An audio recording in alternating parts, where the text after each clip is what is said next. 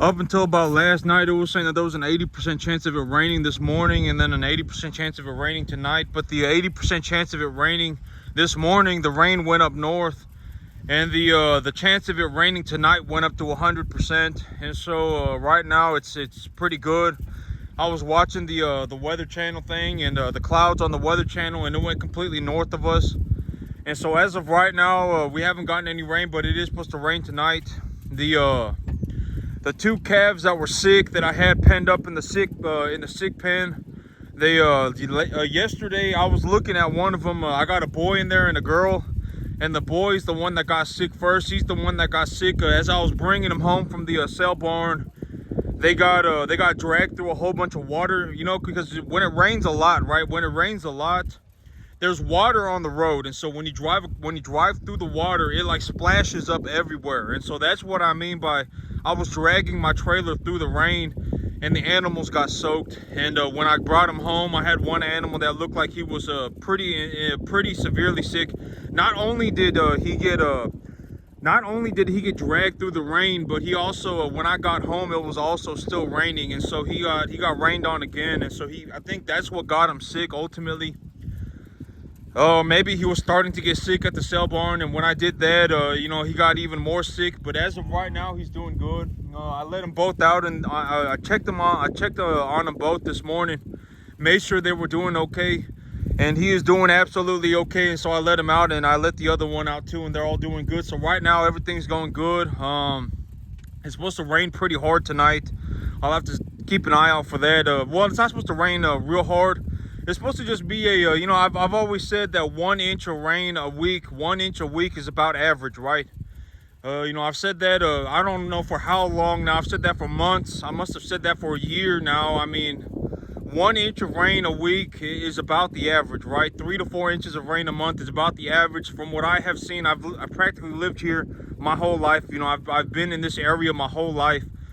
If I was not born in this area, I would not have been able to do what I do, you know, because this area of Texas in particular, Central Texas, we our natural climate, our natural weather, from what I have seen over the course of my life, is that you know, it's pretty much this all the time, right? I mean, we have such I think that the one of the big reasons why we have so much cattle and so much hay and so much cattle in our area, and why do people do so tremendously well? I mean, I'm not gonna say everybody, but you know, there's a lot of cattle in this area, a lot of cattle and a lot of hay, and the big reason for that is because 8 to 9 months out of the year, I mean, 8 to 9 months out of the year, 7, 8, 9 months out of the year, our weather is just perfect for growing grass, right? Our grass will grow about 7 to 8, 9 months out of the year, practically on the average year, right? 9 out of 10 years, 8 out of 10 years, our grass will grow 7, 8 months out of the year. And when the grass is growing, you know, because okay, so I guess here's a very realistic way to put it. This may help people in developing on how to think about things, right? There's a window. There's a window of opportunity. I always it's called the window of opportunity because the window opens and then it closes, right? The window does not stay open forever. It's called the window of opportunity, right? You know, there's a boundary for success, right? I always say that there are boundaries for success. If the temperature is between this range, then the grass will grow. If the temperature is at this range, the grass will grow slowly. If the temperature is at this range, the grass will grow not at all, right? I mean, if it's under freezing, the grass will stop growing. If it's over 82 degrees Fahrenheit, the grass will stop growing. You know, if it's in between 55 and 75 in the afternoon, the grass will grow at a near optimal rate, right? I've been saying that for months, you know, in terms of the winter wheat, right? Because depending on what cultivar grass I'm growing, that will change as well. The boundaries of success change for the type of grass that I'm growing. And so if I'm going to grow grass in the summer, it will be different, right? If I'm growing grass in the summer, I will be growing a grass that has a boundary of success that is higher, right? I've already said that if for a spring crop, if the soil temperature is not at least 55 degrees Fahrenheit, if the soil temperature, not the atmospheric temperature, the soil temperature is not at least 55 degrees Fahrenheit, the grass will grow so slowly that it won't even be it would not be a good idea for me to plant my spring crop just yet, right? I've already said that, or my summer crop just yet, because you know, even if I planted it, it would not do anything, right? And here's a way to think about the soil. The soil is like a giant buffer system. It's a giant buffer system. If it's warm outside, the temperature of the soil will not be the same temperature as it is in the atmosphere. It takes a lot of time. It takes a lot of time for the soil to release the heat and to release the coldness that is in it, right? The soil, imagine this right here.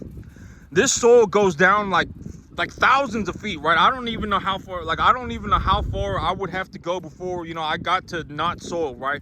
I mean, I'm sure if I went far enough, it would turn into like magma or something, right? It would turn into like lava, right? I mean, the soil would not be soil forever. If I kept going down into as far as I could, just kept going, eventually it would turn into something else. It would not be soil anymore, right? And so there's a lot of soil under my feet, a lot of soil. And for that soil to cool down and for it to warm up, it takes a long time.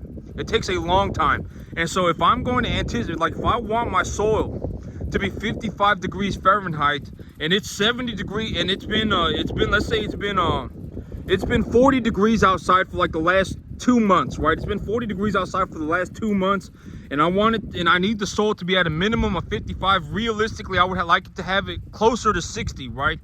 If I want to have it closer to 60 and it's been 40 degrees outside for the last 2 months and it's 80 degrees outside right now, it may take a month or two for the soil to actually be warm enough for me to plant my spring crop. And so, you know, it's been about 55, 75 for about the last month. I would anticipate, right? I would anticipate that pretty soon, maybe within the next 2 weeks. That's, you know, this is you know, because I've been saying that I'm going to plant my spring crop somewhere on the end of this month or the beginning of next month, right? I would just anticipate, right? I would anticipate objectively. I've always said to think objectively, right? Forget subject. Oh my God, you know, I'm just going to go think about whatever, right? Subjectivity is gone, right? Think objectively. I would objectively believe that within the next 2 to 4 weeks, my soil will be 55 degrees Fahrenheit. Why do I believe that? And I just gave you my answer, right? Is it the right answer? I don't know. But am I objectively headed in the right direction? I would believe so, right? I would very, very, very, I have a very good reason to believe so, right? Am I objectively headed in the right direction? More than likely, right? That's, I mean, am I 100% correct? What does that matter? Even if I'm 25% incorrect, that does not matter. I will just take the test again, you know, tomorrow. I'll just take it again later tonight. I'll go over all of my answers again later tonight. I can take the test as many times as I want, right? As long as I'm objectively headed in the right direction, as I go that way, I will figure it out. And so, you know, my soil right now, I would say it's still a little bit too cold. It is still a little bit too cold. You know, I've been doing this for a long time. If I just stand out here and I just take a look around and I kind of feel the air on me, and I kind of, you know, because I come out here and I stand out here every day, right? I stand out here every day and I take a look at everything going on, and I kind of just think about what's going on. Am I objectively headed in the right direction? What is my plan for myself? Thinking about what I'm thinking about, right? This is ultimately what I'm doing, is I'm thinking about what I'm thinking about, because you'll find that a lot of people, they don't know jack squat about farming, right? You'll see a lot of people, they'll go, oh man, you know, I fell out of heaven at 7. I was born to be a farmer, right? And then when I talk to them about farming, they don't know jack squat, right? Or even worse, they're headed in the wrong direction. They're completely headed 180 in the wrong direction. Fertilizer is going to damage my environment, right? Oh, I don't have money for fertilizer. Okay, here's a very good way to put it, right? If we're just going to talk about fertilizer, you know, here's a very good way to put it, very realistic, you know, conversations that I've had with people, right? Oh, fertilizer, I don't have money for fertilizer. Let's say that you were going to take advice from somebody, right? You were looking for somebody, because I've already said, you know, I'm not going to help anybody unless you are going to pay me a drastic sum of money. I'm not going to help anybody. If you died tomorrow, I wouldn't even know. I mean, you know, I've already said all these things repeatedly, right? I mean, you know, and I 100% mean it. I mean, if you do not find a way to succeed on, you know, on your own 2 feet, there is nothing that I can do to save you. You are beyond saving, right? I mean, I've already said all these things, you know, repeatedly, right? And so if you were going to take advice from somebody, let's say you were talking to 2 people, right? Who would you want to listen to, right? If you were talking to 2 people, one person, right? Oh, I don't make any money farming. I don't make any money farming. I don't have enough money for fertilizer. Oh, whatever, right? Whatever. Fertilizer damages the environment. Grain is not good for the animal. Whatever you want to, whatever you want to, whatever they say, right? And then you got another person over here. I put $700 worth of $500 worth of fertilizer on my field, and I grew enough grass to feed 75 cattle to obesity. Right? And I feed grain to my animals because grain is just the seed of the plant, right? Grain is not something that was like bioengineered by people, right? I mean, there are bioengineered grains, but grain is the seed of the plant, right? I mean, grain is the seed of the plant. I've actually found some grain heads on the back of my field, and I took a picture of them, and I'll post them as the picture of this video so that people can see what grain actually looks like. A lot of people, they don't have any idea what grain looks like, right? And so if you were going to listen to somebody, who would you want to listen to, right? The guy who, oh man, I put $500 worth of fertilizer on my field, and and I grew enough grass to feed 75 cattle to obesity, right? I mean, I make a drastic sum of money. Grain is just the seed of the plant, right? I mean, whatever it may be, fertilizer does not damage the environment. The soil is negatively charged, and there are positively charged fertilizers and negatively charged fertilizers. And when it rains, either the fertilizer will create a solution and then be pushed through the soil where it will come in contact with the plant root. And when it comes into contact with the plant root, it will be absorbed by the plant itself and then metabolized to create its physical structure. It does not just go straight into the environment and obliterate the environment. Fertilizer does not do that. I mean, objectively, it just does not, right? I mean, who should you listen to, right? I mean, who is actually the person that you should listen to, right? Person 1 or 2. Let's just be as objective. I'm not saying this to sound like a complete horrible person. I'm just saying we should just be honest with ourselves. And and sometimes I'll talk to people and they'll be like, oh my God, like if they've been going 180 degrees in the wrong direction for a very long time, it's not possible. I'm just going to say it, if they did manage to turn themselves around on a dime and start going in the right direction, it would be a miracle. And I would sincerely be very happy for that person, right? I would genuinely be happy. I mean, what do I gain from seeing people fail, right? What do I gain from seeing people, live, financially horrible lives? Nothing, right? I mean, legitimately nothing for me to gain. In all honesty, if I was going to speak my mind, right, and if I was just going to be honest with people, if I found somebody who was objectively better than me at farming, I would actually be very I would be more likely to shake your hand than be any sort of like a negative person towards you. I'm just gonna be honest, because it's like me, deep down, I know what it took me to get here, right? I know what it took me to get here. And if someone got better than me, they must have put in more effort, right? Because imagine how moronic this sounds, right? Just imagine me saying this to you. You made it because you were born smart. Like, when I say that, does that not sound just horrifically stupid, right? I mean, just moronic, right? If I say it in terms of like a third person for you, because it's very, oh, you made it only because you were smart. You were born with you didn't have to put in any effort at all, right? You didn't have to put in any effort. You were just born to do this, right? How dumb does that sound? That sounds like a complete moronic thing to say, right? And if you really and think about it this way, let's say I say that, but then I also say, there's a direct correlation, right, between what you get out of life and how much effort you put in. If you objectively want to get better at farming, the only real way to do it, granted that you were born like just average whatever, right, average intelligence and everything, if you really wanted to make it, the only way to do it is to put in effort. And the more effort you put in, the better off you would be. Does that not sound more reasonable than you were just born this way, right? I mean, how dumb is that, right? I mean, think about it from like an actual like from in reality perspective. If you legitimately lived every single hour of every single day for the next 15 years of your life, there was like a 99% chance that you will make it. Granted, as long as you were born like within like the 100 IQ range, it's not, and here's the thing, right? It's like me, maybe I am in the top 30% of intelligence, right? Like maybe I am in the top 30%, but here's the thing, like if you spoke to me about math, you would think that I was sub average intelligence, right? If you talk to me about math, I don't know why, I would be, you would think that I was sub average intelligence, right? If you talk to me about almost anything else other than farming, you would think that maybe he's just mentally not capable of this, right? You may think that, right? But I mean, when it comes to farming is legitimately my life 24/7, right? This is all I do 24/7. Farming is, it makes me a lot of money. I objectively do very well for myself. I produce a very, very, very high quality beef product. Objectively, I more than likely make more money on my 10 acres than a massive portion, 90% of people make on 100 acres, right? Objectively, I probably do. And so when when I first started, I did not see, nobody showed up on a video and said, absorb this. And if you absorb this objectively, this here, I have nothing to sell you. I don't care what you think about me. If your opinions do not get me paid. I mean, because a lot of people on YouTube, if you look around on YouTube, they're trying to sell you something, or they're trying to become your buddy, pal, right? A lot of people, either they're trying to sell you something, or they're like you and me, we're going to go on this mystical journey together, right? I mean, that is the YouTube vibe, right? And me, I'm none of that, right? I don't care what you think about me.